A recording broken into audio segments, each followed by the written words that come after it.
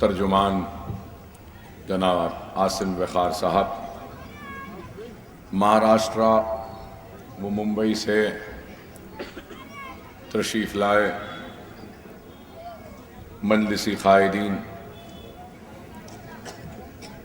सुनने वाले बुज़ुर्गों, नौजवान साथियों और घरों में बैठकर भी सुनने वाली मेरी इज़्ज़त माब पर्दानशीन माँ और बहनों, अस्सलामु अलैकुम। हज़रात, मुसलसल इंतखाबी जलसे हो रहे हैं और उन जलसों में आप तमाम भी शिरकत कर रहे हैं और रोज़ाना हमारी तकारीरों को भी सुन रहे हैं। और शायद यहाँ जो मजमा बैठा है इसमें से 99 नहीं 100% लोगों ने कल की तकरीर भी सुनी होगी। रोज़ाना तकारीरें, जलसों के इनेकाद के ज़रिए हम आपके दरमियान में हैं और मुख्तलिफ खुतबात के ज़रिए मुल्क के हालात, रियासत के हालात और अपने शहर के हालात का जिक्र व तस्करा कर रहे हैं और अपने हर तकरीर के ज़रिए एक फ़िक्र, एक पैगाम, एक वलवला, एक बेबाकी वो जुर्रतमंदी को पैदा करने की एक कोशिश कर रहे हैं। और आज जो ये इंतखाबात होने जा रहे हैं तो मुल्क के हालात कैसे हैं, क्या हैं, ये मुझसे बेहतर आप जानते हैं कि 4.5 बरस के बीजेपी या एनडीए या मोदी की सरकार में जो वाक़यात, जो काम और जो फैसले और जो कानून बने, ये आपके सामने है। वादे तो बहुत किए गए, तयखुनात तो बहुत दिए गए, लेकिन काम कुछ नहीं हुआ। और मैं ये भी याद दिलाना चाहूंगा कि 2014 के इंतखाबात से पहले मजलिस इत्तेहादुल मुस्लिमीन, और वो मैं ही था जिसने कहा था कि कोई ताज्जुब की बात नहीं होगी कि अगर बीजेपी के वज़ारत उज़्मा के उम्मीदवार नरेंद्र मोदी हो। तो लोगों ने हैरत का इजहार किया मेरे इस जुमले पर। तो लोगों ने उस वक्त कहा कि कैसी बात कर रहे हैं अकबर साहब। लेकिन दुनिया ने देखा कि 14 के इंतखाबात से पहले नरेंद्र मोदी के नाम का ऐलान किया जाता है कि वो वज़ारत उज़्मा के उम्मीदवार होंगे भारतीय जनता पार्टी की तरफ से। और जब इंतखाबात का ऐलान हुआ तो मैं याद दिलाना चाहूं कि उस वक्त अगर बीजेपी ने यह वादा किया अवाम के दरमियान में आकर कि हिंदुस्तान करप्शन में डूबा हुआ है, 2G स्कैम, 3G स्कैम, कोल स्कैम, कॉमनवेल्थ गेम स्कैम, ये स्कैम्स, ये पैसा, ये करप्शन मुल्क को दीमक की तरह खा रहा है, इसका खात्मा करेंगे। उन्होंने कहा तो फिर उसके बाद बीजेपी ने यह कहा कि हम बेरोजगारी को दूर करेंगे, 2 करोड़ नौकरियों को देंगे। तो उन्होंने उसके बाद यह भी कहा कि हिंदुस्तान की कमजोर मईशत को इस्तेहकाम बख्शेंगे, ताकत बख्शेंगे। और फिर यह भी कहा कि रुपये की गिरती हुई कदर को बढ़ाएंगे, तो अपने वादों में यह भी वादा किया कि हम इस मुल्क में बढ़ती हुई महंगाई पर काबू पाएंगे और महंगाई को कम करेंगे। और भी कई वादे किए, लेकिन आपको याद दिलाऊं कि मैंने 2014 के अपने तकारीरों में यही बात कही कि इनको न मुल्क से दिलचस्पी है, न मुल्क की मईशत से, न मुल्क की महंगाई से, न मुल्क की बेरोजगारी से। इनका अगर कोई मकसद है तो एक ही है, हिंदुत्व, हिंदू राष्ट्र। अगर ये करेंगे इख्तिदार में आने के बाद तो दस्तूर को तब्दील करेंगे, दस्तूरी इदारों को और जमहूरी इदारों को कमजोर करेंगे। अगर ये आज बात करते हैं बेरोजगारी की, तो ये बेरोजगारी को दूर नहीं करेंगे, बल्कि दस्तूर में दिए गए अक़लियतों के हुकूक को खत्म करेंगे, हदफ करेंगे। करप्शन की बात करते हैं, महंगाई को दूर करने की बात करते हैं। ये करप्शन दूर नहीं करेंगे, ना ही ये महंगाई को कम करेंगे, बल्कि ये शरीयत मोहम्मदी का खात्मा करेंगे। आज ये लोग ऐलानात और वादे कर रहे हैं कि 56 इंच एक सर के बदले 10 गर्दनों को लाएंगे। ये वो भी नहीं करेंगे, बल्कि ये वही करेंगे कि राम मंदिर को बनाने और राम मंदिर के नाम पर वोट हासिल करते हुए राम मंदिर के नाम पर इस मुल्क को नफरत की बुनियाद पर, मजहब की बुनियाद पर बांट कर अपने इख्तिदार पर बैठेंगे। तो सवाल यह पैदा होता है कि 4.5 साल पहले, 5 साल पहले मजलिस ने जो बात कही थी, क्या वह बात सही साबित हुई या नहीं? मजलिस ने जो कहा था, क्या वो सही हुआ या नहीं हुआ? अरे आज ये लोग बातें करते हैं सबका साथ, सबके विकास की, तो सवाल यह पैदा होता है, क्या इन्होंने अखलाक का साथ दिया? क्या इन्होंने रगबर का साथ दिया? क्या इन्होंने अंसारी का साथ दिया? क्या इन्होंने जुनैद का साथ दिया? विकास, किसका विकास हुआ? मुल्क की मईशत का विनाश हो गया, मुल्क की तरक्की का विनाश हो गया, मुल्क के सिक्योरिटी फोर्सेस आज शहीद हो रहे हैं, उनके मराकज पे हमले हो रहे हैं। किसका विकास हुआ? विकास हुआ तो एक आम आदमी, या फिर मैं ये भी कहूं तो गलत ना होगा कि विकास का सिलसिला अगर शुरू हुआ तो एक चाय वाला वजीर आजम बन गया, प्रधानमंत्री बन गया, यहां विकास हुआ। विकास हुआ तो अमित शाह का हुआ, सोहराबुद्दीन के केस से निकले।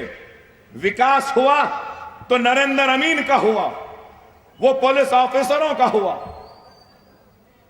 विकास हुआ तो किसका हुआ? गौ रक्षकों का हुआ। विकास हुआ तो किसका हुआ? लव जिहादियों का हुआ। विकास हुआ तो किसका हुआ? घर वापसी वालों का हुआ। इस मुल्क का क्या विकास हुआ? आज आप गौर करिए कि इन हालात में जहां पर सिर्फ और सिर्फ नफरत की बात है, सिर्फ और सिर्फ मुल्क को बांटने की बात है, 4.5 बरस में कौन सा ऐसा काम है जिसके जरिए यह बताया जा सकता है कि हां यह काम हुआ है? 4.5 बरस में अगर हुआ तो क्या हुआ? सिर्फ अक़लियतों पे हमले, मुसलमानों पे हमले, दलितों पे हमले, पिछड़े हुए तबकात को दबाने का इक़दामात और काम हुआ। और क्या हुआ? आप खुद गौर करिए कि आज जो हालात जो मुल्क के हैं, ऐसे इन हालात में हमारा क्या फरीजा है, हमारी क्या जिम्मेदारी है? वक्त का तकाजा क्या है?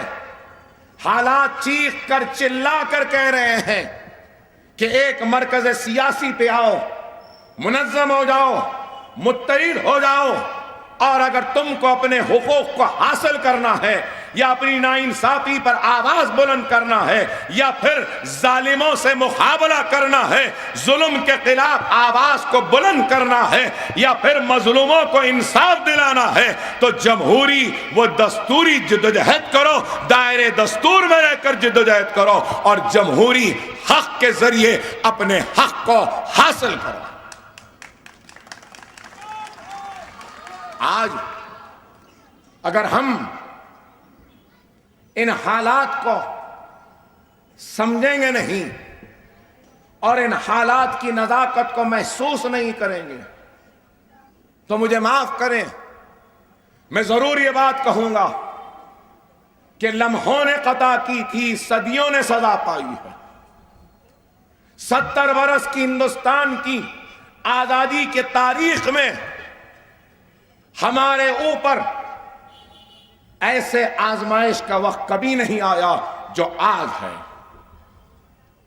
अकबरुद्दीन ओवैसी जज्बाती है, जज्बाती तकरीर करता है, बेबाकी से बात करता है, निडर होकर ललकारता है अपने अगयार को, लेकिन इस चीज को याद रखो कि सिर्फ जोश से मंजिल मकसूद तक हम नहीं पहुंच सकते, जोश के साथ होश का भी होना लाजिम वो जरूरी है। इसलिए शायद आज अकबरुद्दीन ओवैसी का अंदाज़ बयां कुछ अलग है। कल के अल्फाज, कल की तकरीर में जज्बा था, जज्बात थे, जुनून था, बेबाकी थी, तो आज के अल्फाज, आज की तकरीर में होश है, दूरंदेशी है, सब्र है और अपना मकसद है। हमको आज हालात की नजाकत को समझना होगा कि आज हमारे ऊपर कैसे लोग और कौन मुसल्लत हो गए। हम इल्जाम तो लगाते हैं कि इसने नाइंसाफी की, हम तनकीद तो करते हैं कि इसने हमारी हक तलफी की, लेकिन खुदारा गैरों पर तनकीद करने से पहले थोड़ा वक्त निकाल कर अपने गिरेबानों में भी झांक कर देख लो कि हमसे क्या खता हुई, हमसे क्या नादानी हुई, हमसे क्या गफलत हुई कि आज हमारे ऊपर हमारे खातिल मुसल्लत हो गए। हमसे वो क्या गलती हुई कि हमारे जालिम हम पर मुसल्लत हो गए। हमसे वो क्या लापरवाही हुई कि हमारे अल्लाह के घर को शहीद करने वाले आज हमारे सीनों पर खड़े होकर हमको दबाने की कोशिश कर रहे हैं। हमको सोचना होगा कि गौर करो, आज जो भारतीय जनता पार्टी इस मुल्क के इख्तिदार पर बैठी हुई है, दिल्ली के तख्त पर बैठी है, तो एक वक्त था जब इनके सिर्फ 2 अरकान पार्लियामेंट थे। 2 से आज 200 से ज्यादा अरकान पार्लियामेंट बन गए। आज आप देखो, मैं बोलूं तो खराब दिखेगा, मुल्क की मईशत तबाह हो रही है, मुल्क में रुपया की कदर गिर रही है, महंगाई बढ़ रही है, मुल्क में नौजवान बेरोजगार है, उन बेरोजगारों में सबसे ज्यादा तादाद तालीम याफ्ता ग्रेजुएट्स बेरोजगारों की है, और आज मुल्क की सरहदें आज हमारी गैर महफूज हो गई। आज जमहूरी इदारे कमजोर हो रहे हैं, लेकिन इनको ना इन इदारों की फिक्र है, ना महंगाई की फिक्र है, ना बेरोजगारी की फिक्र है, ना मुल्क की तरक्की की है। इनको तो फिक्र है तो सिर्फ अपने एजेंडे की, और उनका एजेंडा क्या है? हिंदुत्व, हिंदुत्व, हिंदू राष्ट्र। एक्सा सिविल कोर्ट का खात्मा, एक्सा सिविल कोर्ट के जरिए शरीयत का खात्मा, दस्तूर के आर्टिकल 30A को खत्म करना, कश्मीर के खुसूसी मौक़िफ़ को खत्म करना, हिंदुस्तान में जो दस्तूरी हुकूक अक़लियतों बशमूल मुसलमानों को दो दिए गए हैं उसको खत्म करना, इनका यह मकसद।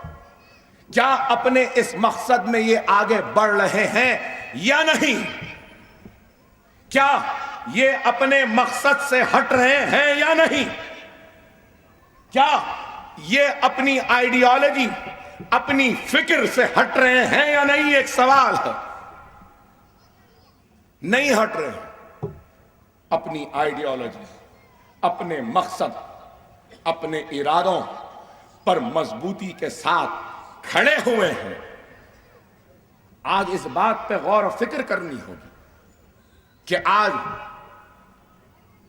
वो पार्टी जो कभी सिर्फ 2 अराकीन पार्लियामेंट के साथ थी, आज इस तख्त पर बैठी है।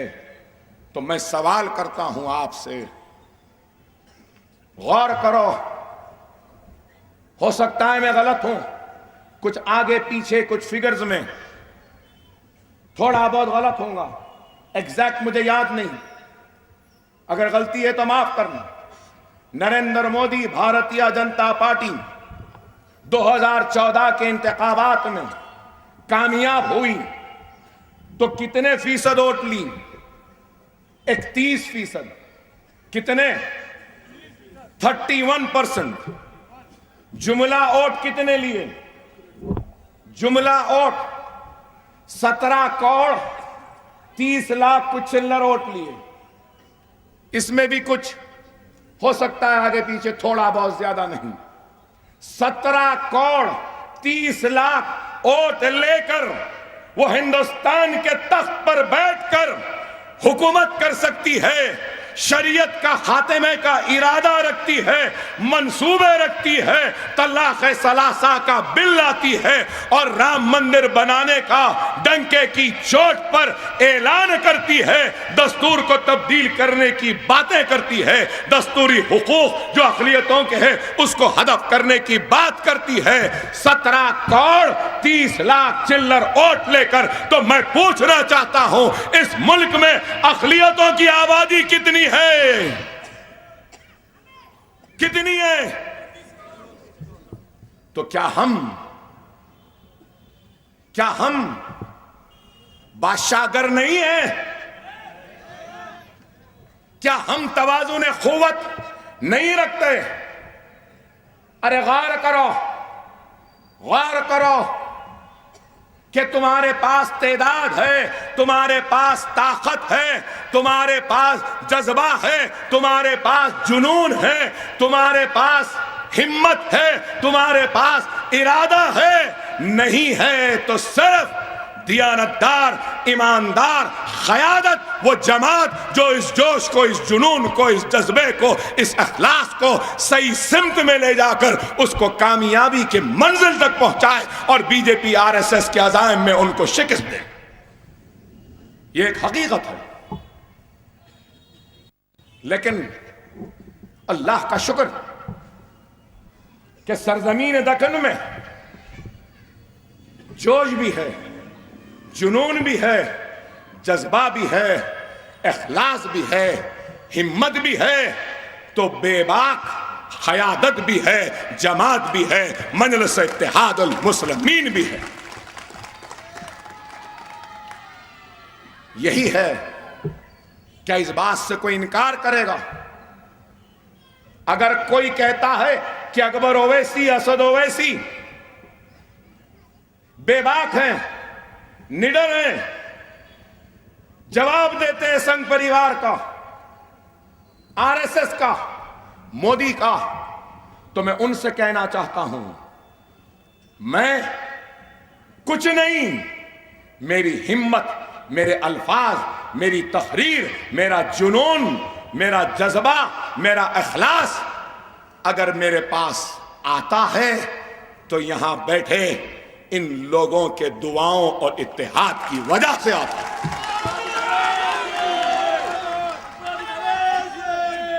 अगर आपका साथ नहीं, आपका इत्तेहाद नहीं, आपकी दुआ नहीं, आपका जज्बा नहीं, आपका जुनून नहीं, तो अकबर ओवैसी नहीं, असद ओवैसी नहीं। ये आपकी दुआएं हैं, आपका इत्तेहाद है कि अल्लाह हमसे काम ले रहा है। क्या उत्तर प्रदेश में हमारी आबादी नहीं? कितनी बड़ी है आबादी, तादाद कितनी?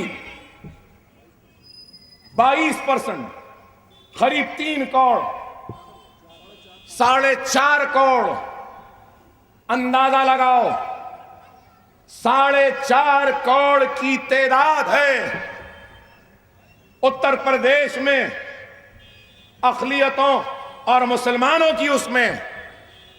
और फिर आप बताइए क्या हाल है? वहां भी जज्बा है, वहां भी जुनून है, वहां भी हिम्मत है, वहां भी इखलास है, लेकिन वहां पर जमात नहीं, क़यादत नहीं, रहनुमाई नहीं। आज हमारे पास क्या तादाद है, क्या आबादी है हमारी? आसिम वक़ार साहब, तेलंगाना में मुसलमानों की तादाद 50 लाख है। 50 लाख किधर है और 4 करोड़ किधर है? गौर करिए, वहां माइनॉरिटीज का बजट कितना है, यहां कितना है? 50 लाख है, 2100 करोड़ का बजट है, यहां पे 50 लाख है। लेकिन हमारी ताकत कैसी है? आप बताओ, क्या इस बात से कोई इनकार करेगा कि मोदी आते हैं तो मजलिस को बोलते हैं, अकबर ओवैसी को बोलते हैं, अमित शाह आते हैं तो मजलिस को बोलते हैं, अकबर ओवैसी को जेल भेजो बोलते हैं, और फिर राहुल आते हैं तो वो भी मजलिस को ओवैसी ब्रदर्स को बोलते हैं। तेलुगु देशम का सदर, आंध्र प्रदेश का चीफ मिनिस्टर आता है तो वो भी मजलिस को बोलता है। तो आप सोचो क्यों बोल रहे हैं? इनको हमारा वजूद क्यों पसंद नहीं आता? हमारी शख्सियत, हमारी जमात क्यों पसंद नहीं आती? क्योंकि ये 50 लाख की तादाद में रहने बसने वालों ने ऐसी जमात को बनाया है, ऐसे लीडरों को बनाया है जो हिंदुस्तान के 19 करोड़ मुसलमानों को बेदार कर रही है, उठा रही है, मुनज़्ज़म कर रही है, मुत्तहिद कर रही है और वक्त के हुक्मरानों से सवाल करवा रही है। इसलिए हम नापसंदीदा हैं, हमको पसंद नहीं करते।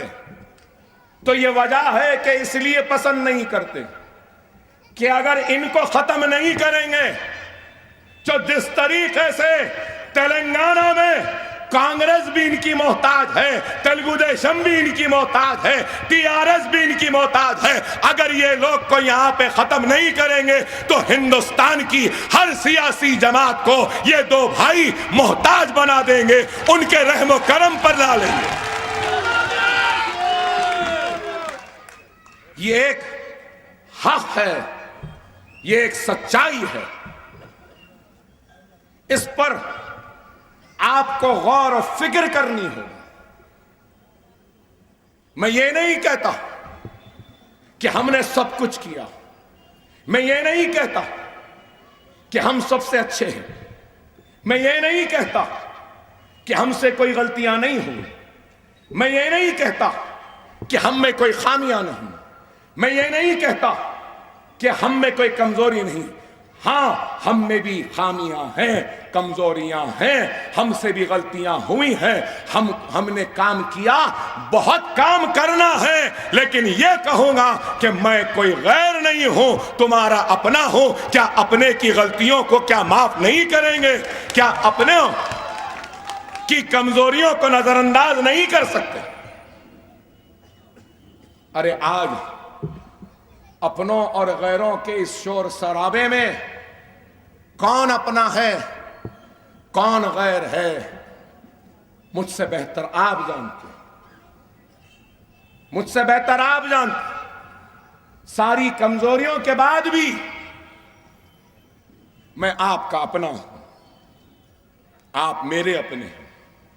अगर मैं कुछ गलत करूं तो इख्तियार है मेरे भाइयों का, वो मेरे गिरेबान को पकड़ सकते हैं, मेरे गिरेबान को पकड़ के सवाल कर सकते हैं। क्योंकि ये इज्जत, ये शौहरत, ये दौलत, ये ताकत, ये इख्तिदार अल्लाह उसके रसूल के बाद अगर किसी ने मुझे दी है तो वो आप दिए हैं। इस गिरेबान को पकड़ने का आपका हक है। लेकिन मैं पूछना चाहता हूं, क्या आपका हाथ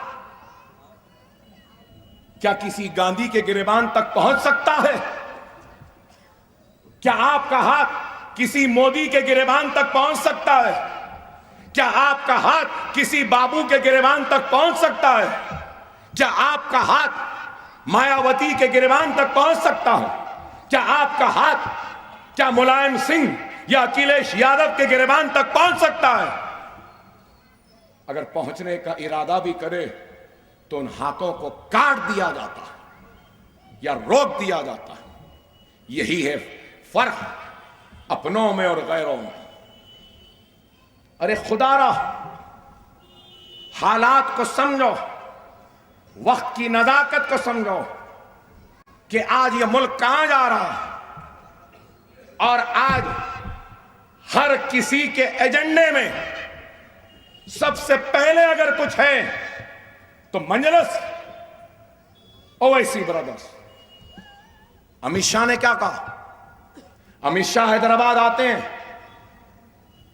तेलंगाना को आते हैं तो कहते हैं कि मंजलिस मुक्त तेलंगाना बनाएंगे, मंजलिस मुक्त हैदराबाद बनाएंगे। राहुल आते हैं तो कहते हैं कि मजलिस को इंतखाबात में हिस्सा लेना नहीं चाहिए।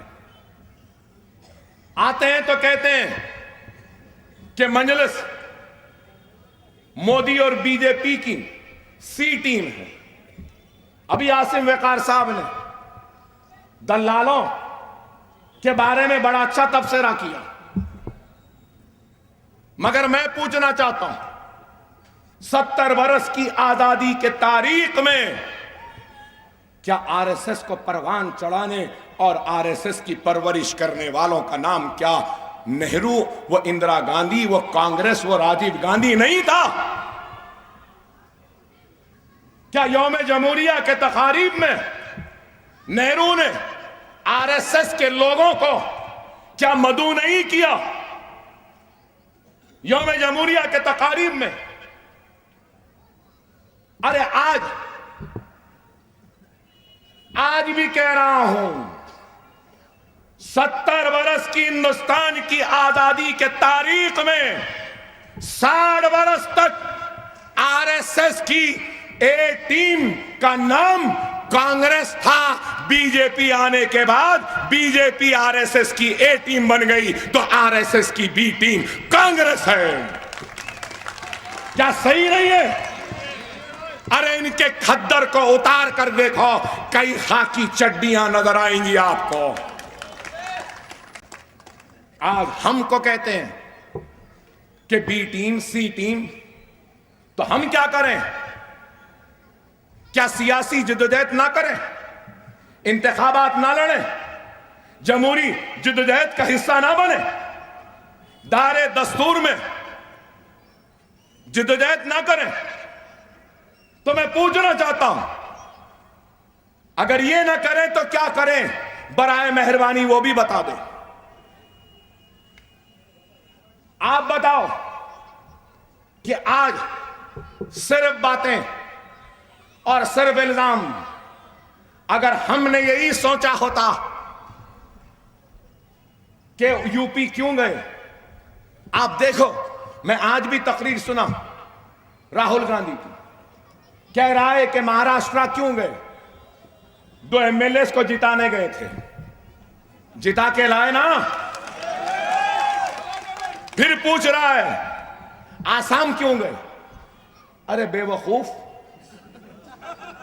अरे दीवाने, हम कहां गए आसाम? क्या हम आसाम गए? अरे मैं आपसे यहां बैठे इस मजमे से सवाल करूंगा, अल्लाह अल्लाह, अगर इस जमीन के कंकर को जबान देगा तो यह कंकर गवाही देगी कि 60 बरस पहले ये वही मुकाम है जहां पर मजलिस का अहिया हुआ था, जहां से मजलिस का आगाज हुआ था। ये वही मुकाम है जहां से मजलिस के सियासी जिद्दोजहद का आगाज हुआ था या नहीं? 60 बरस पहले करे तो तब भी लोग क्या बोले मालूम आपको? उस वक्त तख्त शाही लुट चुके थे, हमारे ताज अजायब घर की जीनत बन चुके थे, हमारे महलात वीरान हो चुके थे, जागीरें लुट चुकी थी, मनसब लुट चुके थे, हवेलियां वीरान हो चुकी थी, इस्मत आबरू लुट रही थी, आशियाने जल रहे थे, इस्मतें लुट रही थी, कुओं में पानी की जगह तैरती हुई लाशें थीं।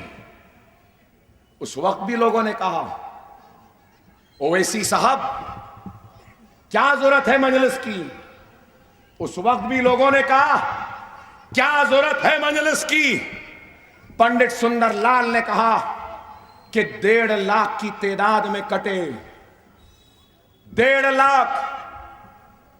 अरे दुनिया में कोई कौम ऐसी नहीं होगी कि 1.5 लाख में कटने के बाद उठकर खड़ी हुई है और अपने सरों पे मंडलाने वाले उन खौफ और मायूसी के बादल को उचककर खुद अपने हाथों से हटाया।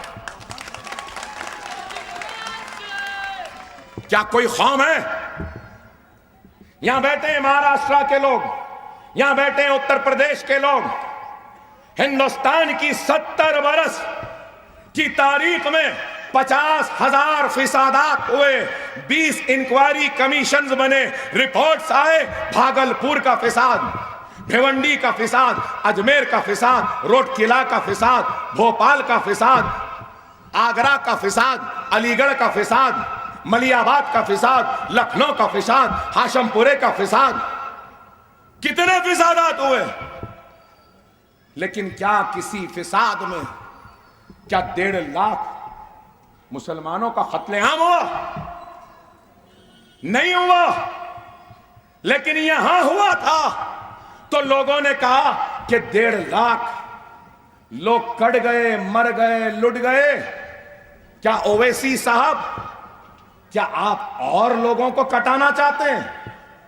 क्या आप और लोगों को मरवाना चाहते हैं? क्या आप और इज्जतों वो आबरू को लुटाना चाहते हैं?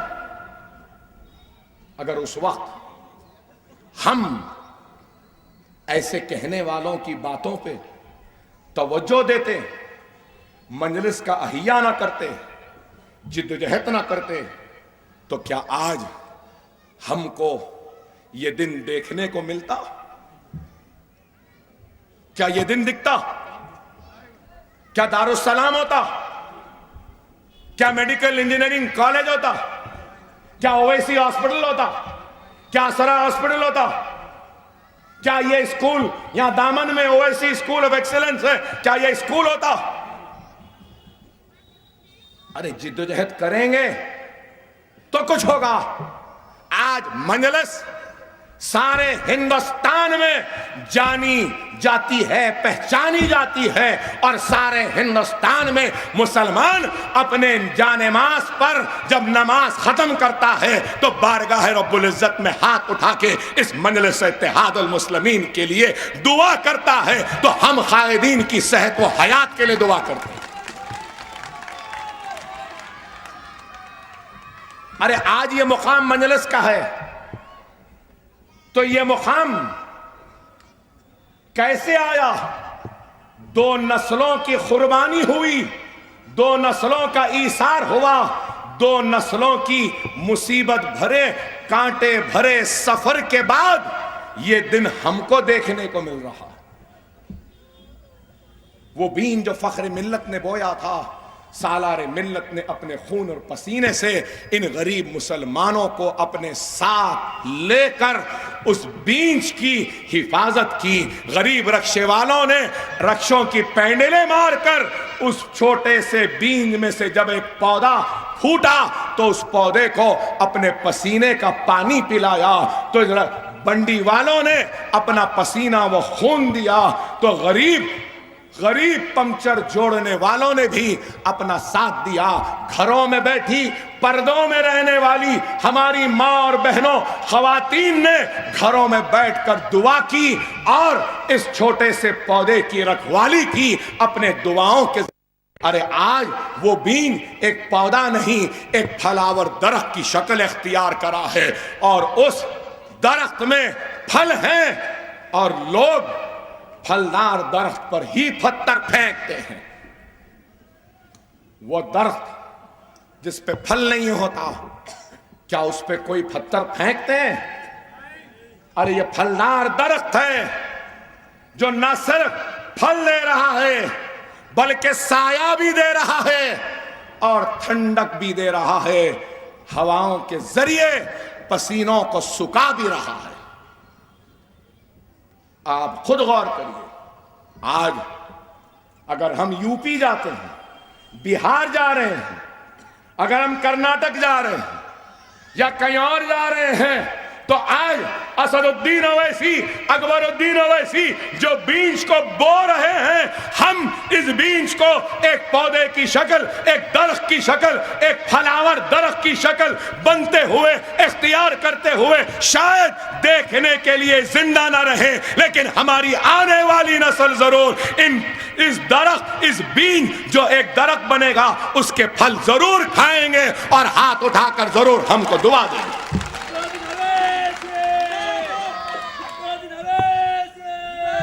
ये काम मजलिस कर रही है। तो आज ये लोग क्या बोलते हैं? कांग्रेस के पास तो सेक्युलरिज्म की सर्टिफिकेट देने का इख्तियार वो फैक्ट्री है, तो देशभक्ति की सर्टिफिकेट देने का इख्तियार चाय वाले के पास, बीजेपी के पास। आप बताइए, हम इनके आंख में आंख मिलाकर चाय वाले के आंख में आंख मिलाते हैं तो हम मुल्क के गद्दार, देशद्रोही बन जाते हैं। जब गांधी से सवाल करते हैं तो बीजेपी के एजेंट बन जाते हैं। लेकिन हमको इनकी परवाह नहीं है। मगर मेरा एक सवाल है, मेरा एक सवाल है। वो सवाल ये है, हिंदुस्तान में कितने एमएलए हैं? 4200 चिल्लर एमएलए हैं। पूरा हिंदुस्तान इनका है ना? बीजेपी का, कांग्रेस का, समाजवादी का, बहुजन समाज का, तेलुगु देशम का, टीआरएस का, जनता दल का, या और सब जमातों का। मजलिस तो सिर्फ 8 पे लड़ रही है ना, और सिर्फ 7 एमएलए हैं ना। तो सवाल ये है, पूरा मुल्क तुम्हारा, पूरे मुल्क के रियासतें तुम्हारी, दिल्ली का तख्त तुम्हारा, 4200 एमएलए भी तुम्हारे, हमारे सिर्फ 7, और तुमको ये 7 भी बर्दाश्त नहीं। आप गौर करो, क्यों बर्दाश्त नहीं? क्योंकि ये साथ में वो बेबाकी है जो 2060 में भी नहीं रहती है, 4000 में भी नहीं रहती। इसलिए जो आ रहा है मजलिस, जो आ रहा है ओवैसी ब्रदर, अरे आज इस रियासत का मसला मजलिस है क्या? इस रियासत का मसला असदुद्दीन ओवैसी है क्या? इस रियासत का मसला अकबरुद्दीन ओवैसी है? अरे रियासत का मसला रोजगार का है, इस रियासत का मसला तरक्की का है, इस रियासत का मसला तालीम का है, इस रियासत का मसला बुनियादी सहूलतों का है, इस रियासत का मसला पानी का है, इस रियासत का मसला बिजली का है, इस रियासत का मसला 2 बेडरूम का है, इस रियासत का मसला बहुत से हैं। लेकिन मोदी, शाह, योगी, गांधी, बाबू, सबका मसला मजलिस है, ओवैसी ब्रदर है। तो गौर करो, आप गौर करो। फिर लोग पूछते मजलिस क्या करी? इतना करे उसके बाद भी पूछते मजलिस क्या करी? अरे मजलिस क्या करी, कैसा करी, कितना करी, सब कुछ इसका जवाब मोदी ने दे दिया, शाह ने दे दिया, गांधी ने दे दिया, योगी ने दे दिया, बाबू ने दे दिया। क्योंकि उनका सबसे बड़ा मसला अगर है तो वो मजलिस है, ओवैसी ब्रदर है। फिर भी लोग पूछते हैं क्या करें? तो अब ऐसे दीवानों को मैं क्या जवाब दूं? क्या दे सकता हूं? बस दुआ कर सकता हूं कि अल्लाह इनको अक्ल दे, अल्लाह इनको अक्ल दे।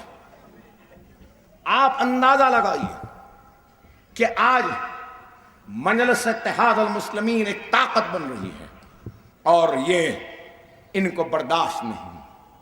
अरे दिल पे हाथ रखकर बोलो, 4 बरस से इस बीजेपी, आरएसएस, संघ परिवार, बजरंग दल का किसने जवाब दिया?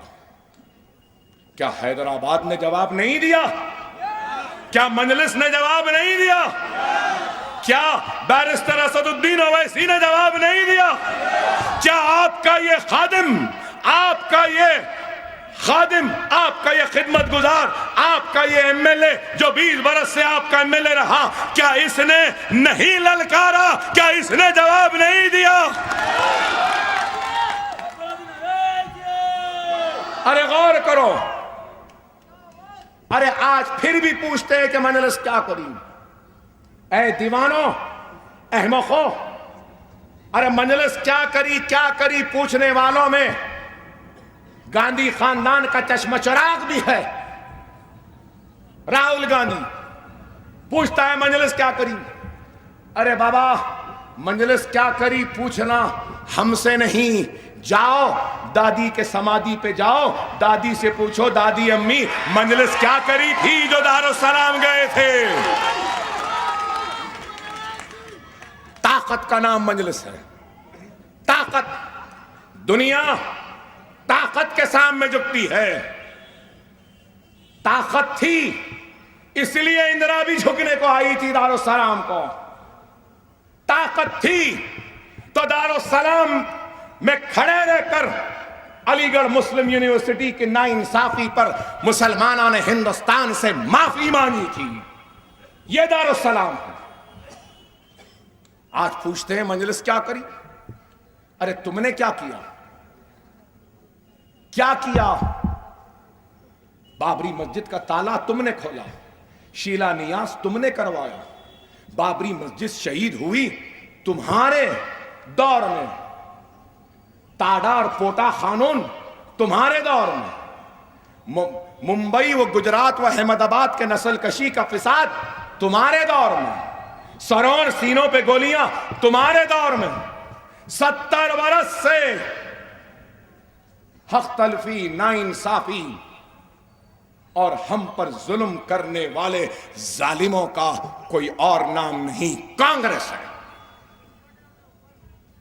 हमको हमारे हक से महरूम रखा।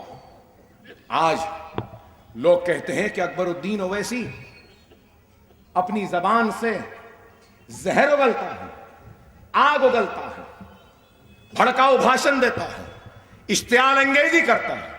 नहीं, ये इश्तियाल अंगेजी नहीं है, ये भड़काऊ भाषण नहीं है, ये दर्द है, ये तड़प है जो 70 बरस से तुमने जख्म पे जख्म, जख्म पे जख्म दिया, दर्द पर दर्द दिया, दर्द पर दर्द दिया, नाइंसाफी से नाइंसाफी किया, जुल्म पर जुल्म करते रहे, जुल्म करते रहे। तुम्हारी हक तलफी को, तुम्हारे जुल्म को, तुम्हारे जख्मों को, तुम्हारे दर्द को कभी दर्द मिला तो सुहागों को उजड़ता हुआ देखने पर हमको मजबूर किया। कभी जख्म मिला तो मां की उजड़ी हुई कोख की शक्ल में मिला। इतने जख्म देते हो और हम आह भी नहीं करना। मार रहे हो, लूट रहे हो, जला रहे हो, काट रहे हो और हम आह भी नहीं करना। इसलिए तो मैं कहता हूं ना कि हम आह भी करते हैं तो हो जाते हैं बदनाम, वो कत्ल भी करते हैं तो चर्चा नहीं होता। यही है। अरे आप बताओ, ये लोग अगर बीजेपी का नारा हिंदुत्व, हिंदू राष्ट्र है तो ये कांग्रेस का नारा क्या है? कांग्रेस का नारा नेहरू गांधी हिंदुस्तान की गद्दी, यही है। मेरा नारा क्या है?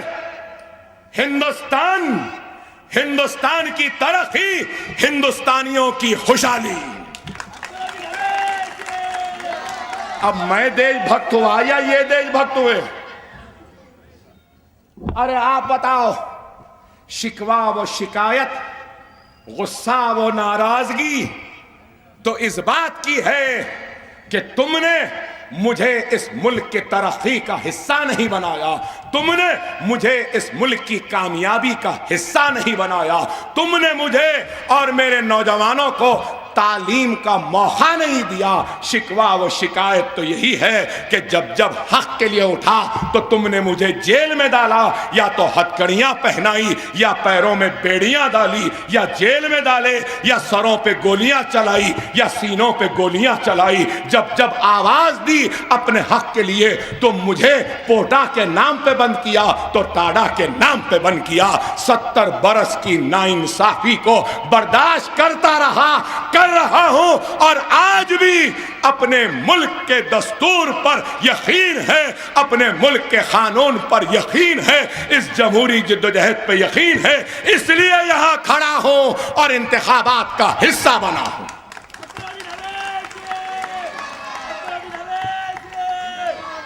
आज हम पर इल्जाम, अरे मैं अगर मेरे हलके की तरक्की का ख्वाब देखता हूं तो मेरे ख्वाब में हिंदू भी है, मुसलमान भी है, सिख भी है, ईसाई भी है, मगर तुम्हारे हिंदुस्तान के ख्वाब में मैं नहीं नजर आता। यही तो शिकवा है, यही तो शिकायत है।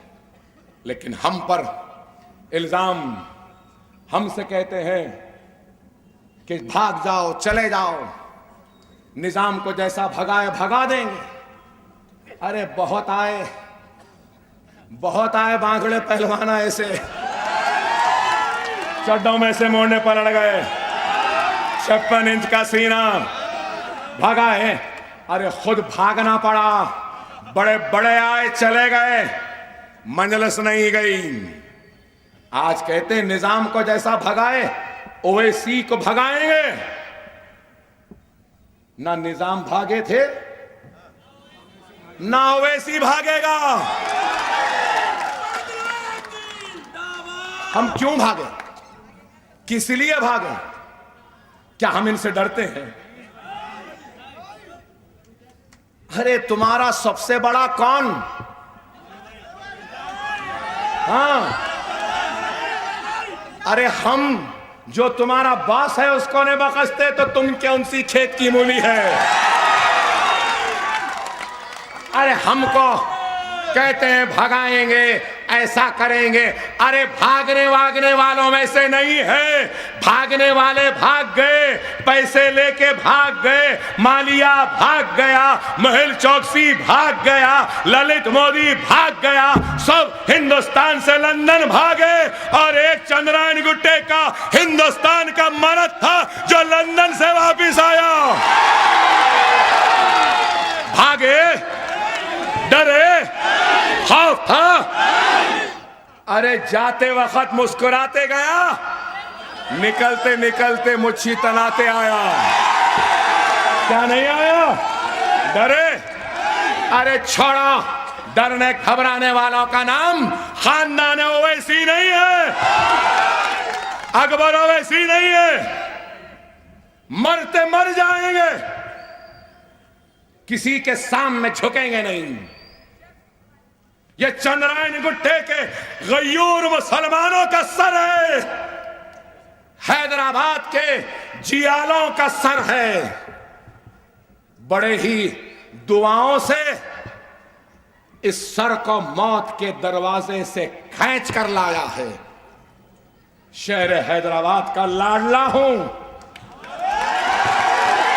शहीदा हूं, हर घर का बच्चा हूं, हर मां का बेटा हूं, हर बाप का बेटा हूं, हर नौजवान का भाई हूं।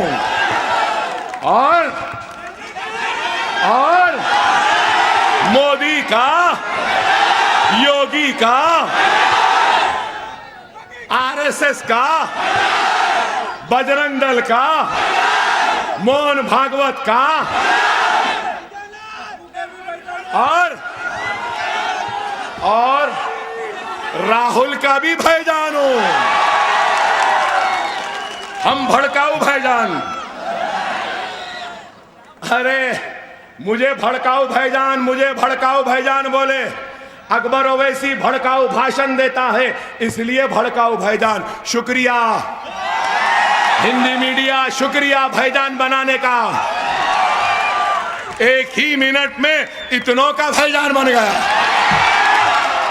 और समझते हैं कि हैदराबाद में सिर्फ ओवैसी ब्रदर्स बोलते हैं, या अकबर ओवैसी बोलता है। ऐ मीडिया सुन ले, सिर्फ अकबर ओवैसी नहीं बोलता, हैदराबाद का एक एक बच्चा बोलता है। अब मैं सवाल करूंगा, आप जोरदार जवाब देना। अगर मोदी का भाईजान मैं, तो मोदी मेरा क्या, योगी मेरा क्या, मोहन भागवत मेरा क्या, आरएसएस मेरी क्या, बजरंग दल मेरी क्या, राहुल मेरा क्या। हो गया। मैं बोला नहीं, बोला मैं कुछ नहीं बोला, मैं कुछ नहीं बोला। हाँ, अगर तुम एक अकबर ओवैसी की जबान को रोकोगे तो हैदराबाद में 1 लाख जबानें हैं जो तुम्हारा मुकाबला कर सकती है। भागेंगे? अरे भागूंगा नहीं, तुमको तो मारना ही पड़ेगा। मुझे मर जाऊंगा, कट जाऊंगा, खुदा की कसम। अपनी सरजमीन जो ख्वाजा अजमेरी की है, ये सरजमीन जो मेरे ताज का है, मेरे कुतुब मीनार का है, मेरे लाल किले का है, मेरी जामा मस्जिद का है, मेरी मक्का मस्जिद का है, मेरे चार मीनार का है, छोड़कर नहीं जाऊंगा। टुकड़े भी हो जाए तो इसी मिट्टी में गड़ूंगा। मैं क्या, मेरी 1000 नस्ल तुम्हारा ताक़ुब करेगी। मोदी तुम्हारा ताक़ुब करेगी, योगी तुम्हारा ताक़ुब करेगी, आरएसएस, और तुमको खत्म करे जब तक मेरी नस्ल खत्म नहीं होगी।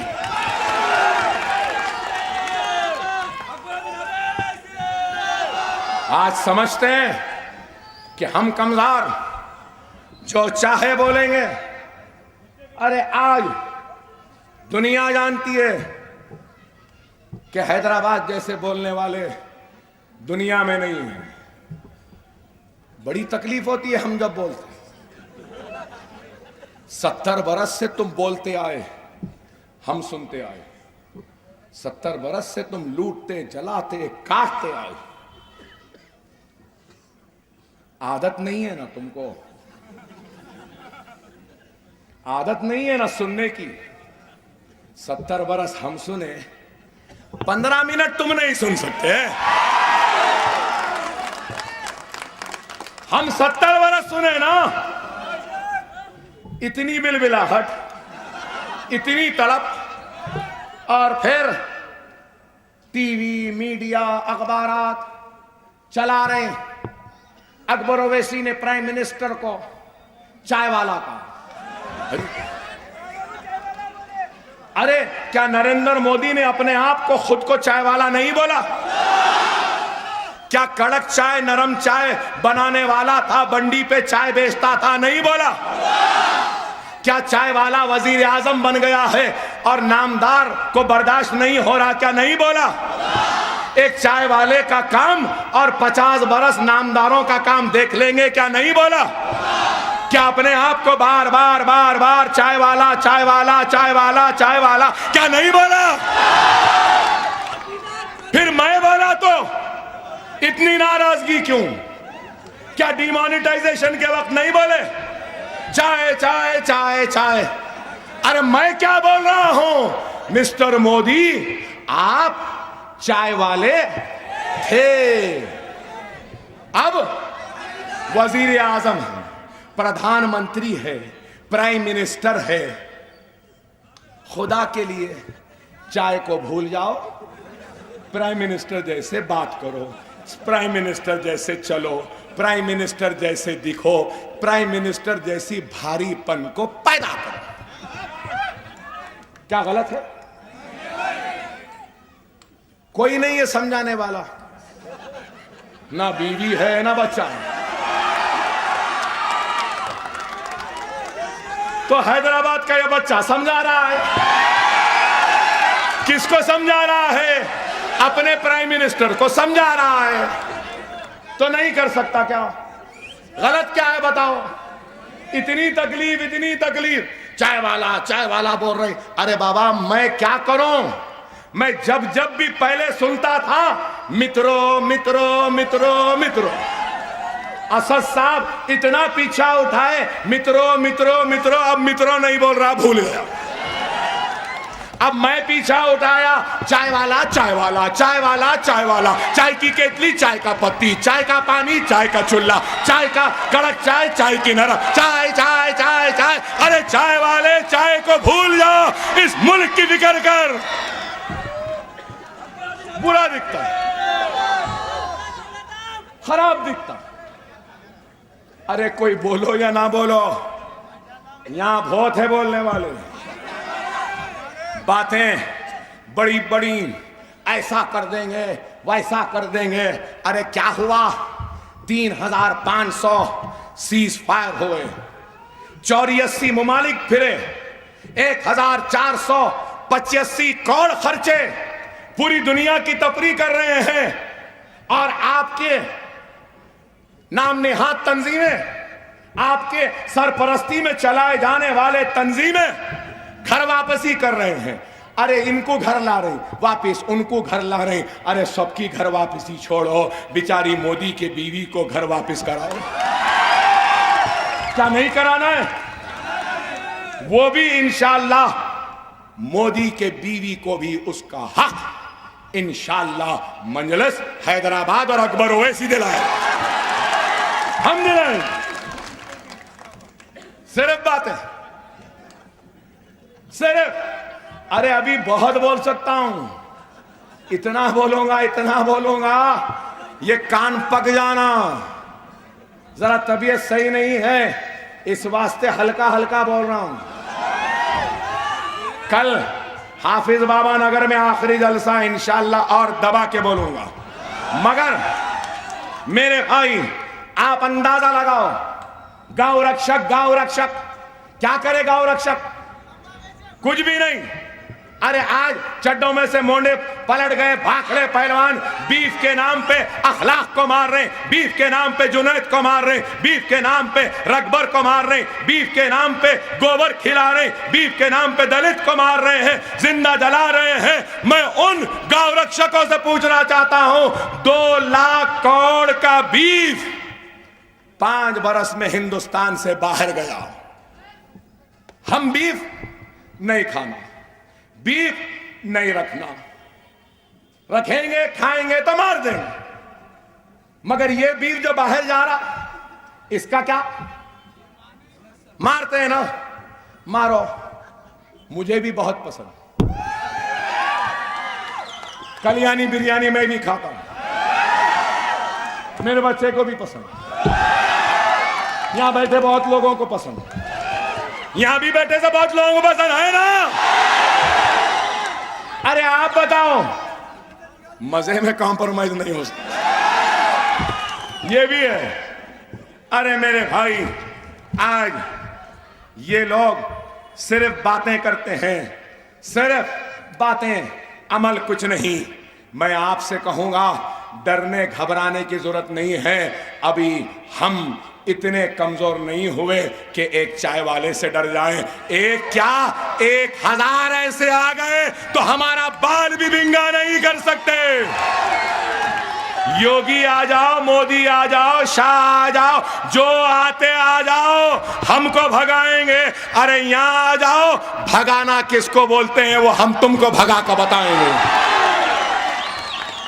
लेकिन इस चीज को याद रखो, अकबरुद्दीन ओवैसी ये बोल रहा है तो क्या अपने लिए, अपनी जात के लिए, क्या अपनी शोहरत के लिए, अपनी नाम के लिए नहीं, अल्लाह उसके रसूल की कसम सिर्फ आपके लिए कह रहा है, आपकी शान के लिए, आपकी शौकत के लिए, आपकी अजमत के लिए, आपकी ताकत के लिए, आपके वक़ार के लिए बोल रहा है।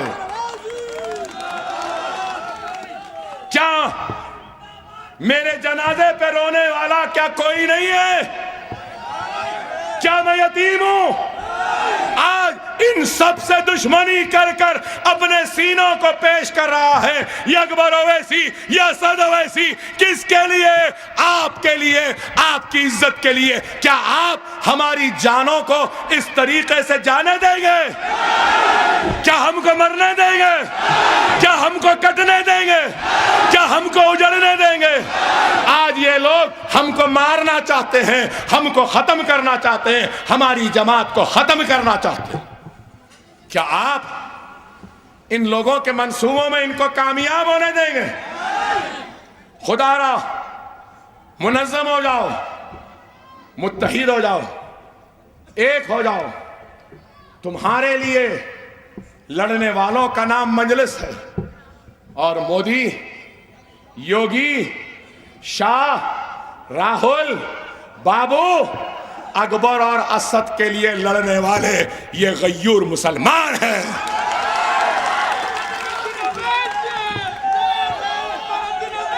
तो शायद तुम सारे लोग शायद हमसे लड़ लोगे, लेकिन खुदा की कसम तुम इनसे नहीं लड़ सकते। अगर छेड़ोगे तो तुम्हारे दामन के तार तार को लोच लेंगे ये लोग। छेड़ो मत, मंजलिस कमजोर नहीं है। खुदारा मुनज़्ज़म रहो, मुत्तहिद रहो। एक आखिरी बात कहते हुए रुखसत हो जाऊंगा। आखिरी बात क्या है? कई जहनों में सवाल है कि मंजलिस टीआरएस की तायीद कर रही है। हां, कर रही है। वोट देने के लिए हां कह रही है, वोट दो बोल रही है। क्यों? क्यों? अगर टीआरएस खत्म हो जाएगी तो 2 ताकतें रहेंगी। कौन सी? एक कांग्रेस, एक बीजेपी। 5 बरस कांग्रेस रही, 10 बरस रही, तो उसके बाद कौन आएगी? कौन? तो क्या बीजेपी को आने देना? क्या बीजेपी को जीतने देना? इसलिए तो इसके सर पे हमारा हाथ है। तीसरी ताकत रहना, तीसरी ताकत रहना। अगर ये बच्चा बदतमीज हो गया तो इस बच्चे के सर पे हाथ, अगर ये अदब कायदा भूल गया तो उसके सर पे हाथ। समझे ना? ये सियासत है। तेलंगाना में जहां जहां मेरी आवाज आ रही है, खुदारा इस हिकमत को समझो, बीजेपी को शिकस्त दो। ये आदमी जो है इसने काम किया, हमने इससे काम करवाया, आगे भी हम जिम्मेदार हैं, हम इससे काम कराएंगे। लेकिन अगर छोड़ देंगे तो फिर मोदी के गोद में ये भी बैठ जाएगा। समझो इस बात को, समझे ना? 7 तारीख को क्या करना है? जबरदस्त फैलाना है पतंग। पतंग खिली हुई है, मांझा सुता हुआ है, जबरदस्त ढील लेना है, गोता मारना है, दबा के खींचना है। और यहां ठहरे लोगों से कहूंगा, मेरी तबीयत खराब, बुखार है, खे आ रहे हैं, मेरे गुर्दे खराब हैं, अंतड़ियां खराब, सब खराब, फिर भी आया हूं। तो मेरा भी एक हदिया है, मेरा भी एक हक है। जोरदार होगा ना? वो आखिर में जो है वो भी जोरदार ना। नारे तकबीर, नारे तकबीर, नारे तकबीर। मजलिस इत्तेहादुल मुस्लिमीन, मजलिस इत्तेहादुल मुस्लिमीन, मजलिस इत्तेहादुल मुस्लिमीन। हिंदुस्तान, हिंदुस्तान, हिंदुस्तान। वाखिर दावाना अल्हम्दुलिल्लाहि रब्बिल आलमीन।